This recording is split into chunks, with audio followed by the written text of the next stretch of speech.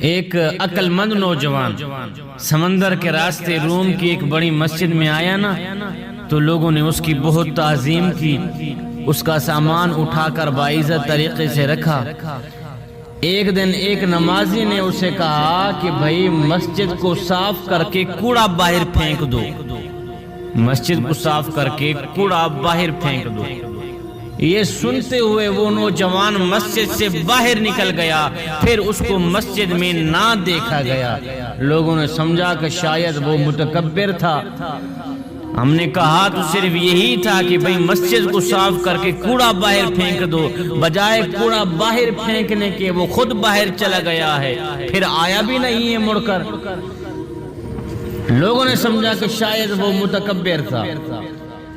ایک دن ایک نمازی نے اسے گلی میں جاتے ہوئے پکڑ ہی لیا اور کہا بھائی تیرا رویہ کتنا غلط تھا، کیا تو جانتا ہے کہ اللہ کے گھر کی صفائی کا کتنا بڑا ثواب ہے، کتنا بڑا اجر ہے؟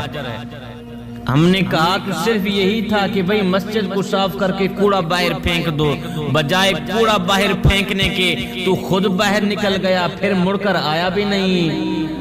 یہ سنتے ہوئے وہ نوجوان رونے لگا، تڑپنے لگا، رو کر کہنے لگا میرے بھائی میں اپنے آپ کو مسجد سے باہر اس لیے لے آیا کہ مسجد میرے جیسی گندگی سے پاک ہو جائے، مسجد میرے جیسے کوڑے سے پاک ہو جائے۔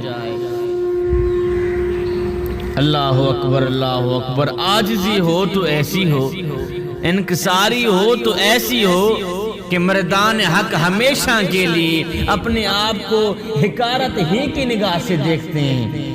عاجزی سے بڑھ کر نیکی کوئی نہیں، اور یاد رکھنا تکبر سے بڑھ کر گناہ کوئی نہیں۔